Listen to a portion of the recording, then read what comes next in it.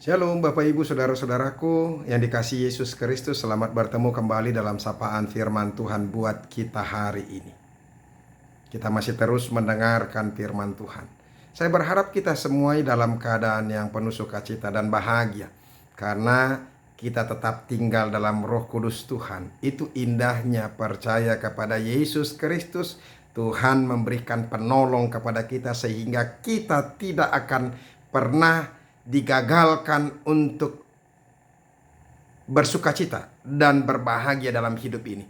Pergumulan boleh banyak terjadi, tetapi ketika bersama dengan Roh Kudus Tuhan, maka segala sesuatu tidak akan membuat kita menjadi bersedih. Bahkan kita akan dimampukan terus bersukacita dan hidup bahagia. Amin. Firman Tuhan yang menjadi renungan bagi kita hari ini yaitu yang terambil dari Roma pasal yang ke-8 ayat yang ke-13. Tetapi sebelum kita mendengarkan firman Tuhan ini, marilah kita berdoa.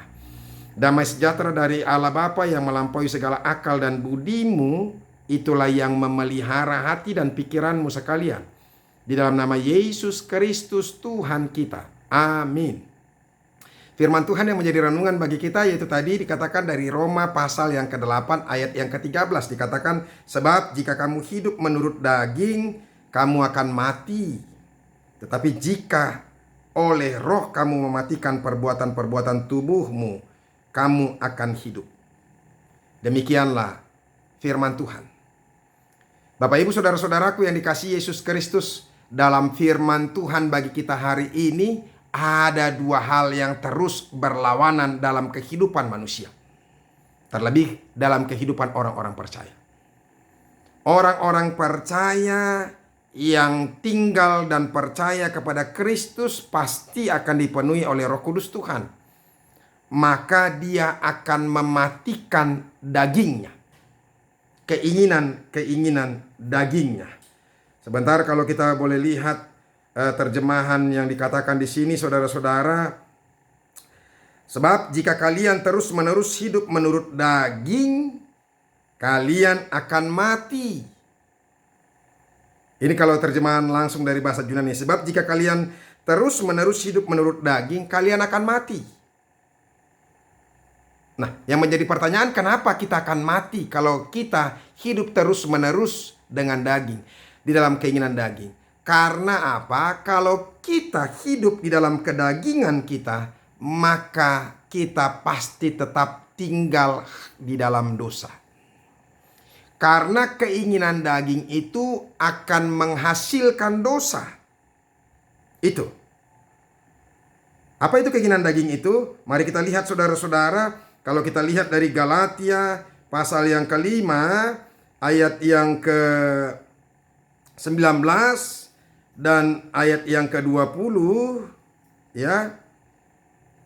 Ini, perbuatan daging telah nyata, yaitu percabulan, kecemaran, hawa nafsu, penyembahan berhala, sihir, perseteruan, perselisihan, iri hati, amarah, kepentingan diri sendiri, percideraan, roh pemecah, kedengkian, kemabukan, pesta pora, dan sebagainya. Coba dari semuanya yang kita baca tadi, apakah ada hal yang baik di situ? Sekali lagi, saya mau bacakan percabulan. Apakah ada yang baik? Orang yang hidup dalam percabulan, maka dia hidup dalam dosa. Dan dia hidup dalam kejijikan Tuhan. Kecemaran, sudah pasti dia cemar. Sama juga seperti tadi percabulan, pasti dia akan cemar. Ya kan? Hawa nafsu sama. Kalau kita tinggal dalam kedagingan kita ini, apa itu kedagingan itu? Adalah hawa nafsu juga. Penyembahan berhala, menduakan Tuhan. Tuhan sangat benci sekali. Itu dianggap juga sebagai perzinahan rohani. Orang-orang yang menduakan Tuhan, Tuhan sangat murka sekali. Maka kita akan mati. Sihir, ya sama juga. Perseteruan. Makanya keinginan-keinginan daging. Kenapa orang bisa berseteru? Karena memang ya dia selalu hidup dengan keinginan dagingnya. Ingin menang sendiri dan sebagainya. Jadi makanya pasti dia berseteru. Karena rakus misalnya. Pasti dia berseteru, berselisih. Kan di sini kan perselisihan. Udah gitu iri hati. Kalau ada orang yang sukses, temannya baik, mendapatkan sesuatu yang lebih baik, maka dia akan iri hati. Nah ini. Jadi itulah yang disebut dengan apa? Perbuatan daging atau keinginan daging. Nah, saudara-saudaraku, inilah yang mau ditentang oleh apa? Oleh Rasul Paulus dalam hal ini. Dia ingatkan kepada kita di ayat yang ke-13 tadi itu, Roma pasal yang 8 ayat yang ke-13. Ya, sebab jika kamu hidup menurut daging, maka kamu akan mati. Jika kamu hidup menurut daging. Baru tadi kalau kita lihat terjemahannya secara langsung, ya kan? Sebab jika kalian terus-menerus hidup menurut daging, kalian akan mati. Tetapi jika dengan roh, kalian akan terus-menerus mematikan perbuatan tubuh, maka kalian akan hidup. Jadi ketika kita hidup dalam roh, maka kita akan terus-menerus membunuh keinginan daging tadi yang sudah dalam keadaan yang penuh dengan dosa. Ya, yaitu percabulan, pencemaran, perkelahian, perselisihan, iri hati, dengki dan sebagainya. Itu adalah keinginan daging. Makanya oleh karena itu dimintakan oleh Rasul Paulus kepada kita bagaimana supaya kita boleh hidup di dalam roh Tuhan. Itu. Makanya supaya setiap orang percaya mau memberikan hatinya, membuka hatinya untuk diterangi oleh Roh Kudus dari Allah. Nah, sekarang yang menjadi pertanyaan kepada kita, bagaimana kita supaya kita boleh hidup di dalam roh Allah. Ya, bagaimana caranya agar kita tetap terus-menerus konsisten hidup di dalam roh Tuhan.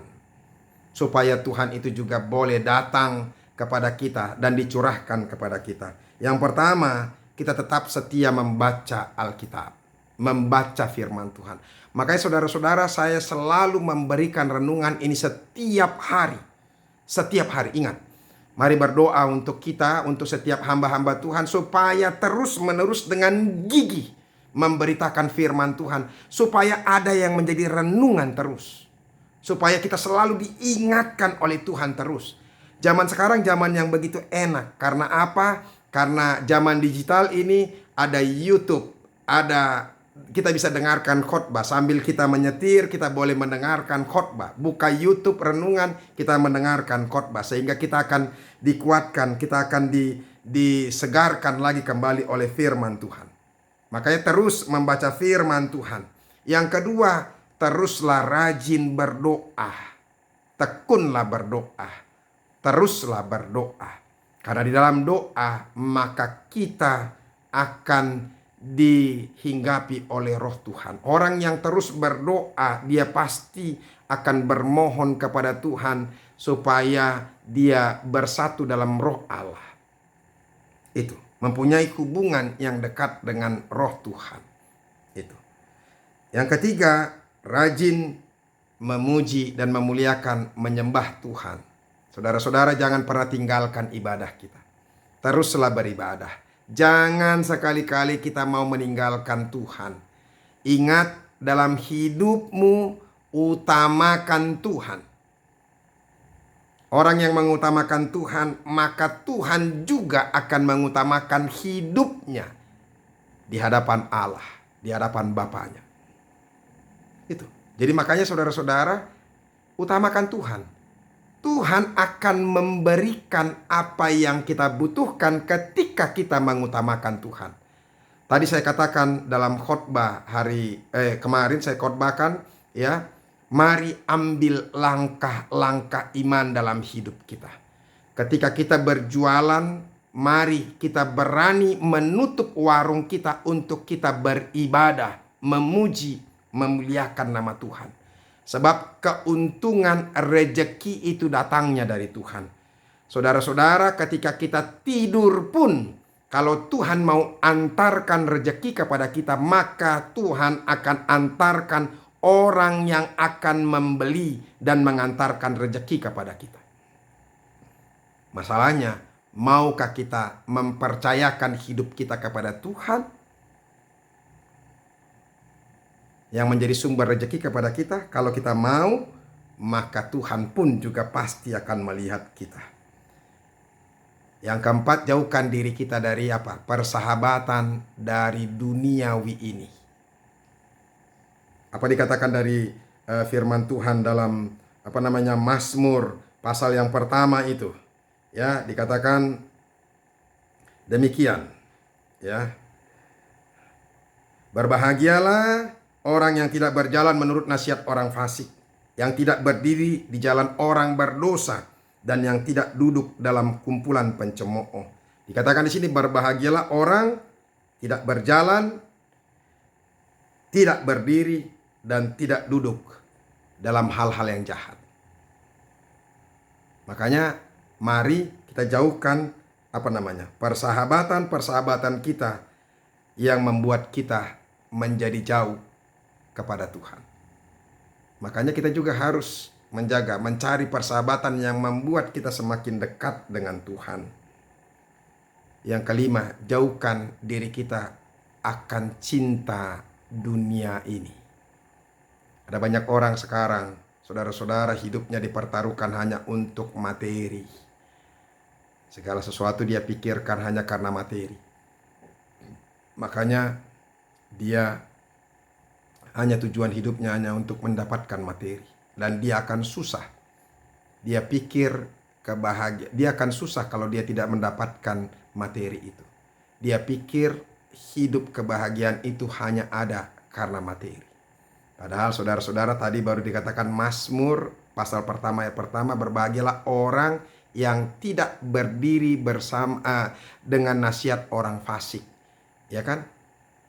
Jadi makanya, dan tidak duduk bersama dengan pencemooh. Jadi makanya saudara-saudara, hati-hati, ya. Kebahagiaan itu bukan dari apa yang kita dapatkan, tetapi ketika kita bisa melakukan apa yang dikehendaki Tuhan, maka Tuhan akan memberkati dan melimpahkan banyak hal dalam kehidupan kita. Dan yang terakhir, saudara-saudara, dan ini juga bagian yang harus kita lakukan, rajinlah terus mengabarkan firman Tuhan, berita keselamatan Injil itu. Saudara-saudara bisa mengabarkan firman Tuhan Injil itu melalui ketika kita menyebarkan YouTube kerohanian atau khotbah-khotbah, renungan-renungan yang menguatkan dan meneguhkan. Sehingga kalau kita merasa bahwa setiap renungan-renungan itu bermanfaat, berguna, memberkati kita, semakin meneguhkan kita, mari kita bagi itu. Dan terus terang saya juga akan menghimbau kita. Jujur, saya sedikit agak kecewa ini dengan dongan-dongan tubuh, boru tampu bolon, boru silalahi yang ada bersama di Facebook saya ini, ya. Saya bukan mau kesal sih sebenarnya, tidak. Saya tidak akan terpengaruh sedikit pun dengan soal subscribe. Tapi paling tidak ketika kita subscribe dan kita bunyikan lonceng itu, maka ketika saya mengirimkan mengupload video-video ini, maka itu akan sampai kepada kita secara langsung. Jadi paling tidak kita diingatkan. Berarti kita tidak mau diingatkan oleh firman Tuhan. Bapak Ibu saudara-saudara, enak zaman sekarang ini. Mari kita bagikan YouTube kerohanian Kristen. Kita sudah turut memberitakan Injil kepada setiap orang. Oleh karena itu, kalau kita mendengarkan YouTube orang lain pun, renungan-renungan orang lain pun, juga subscribe saja. Pencet notifikasinya. Apa salahnya sih?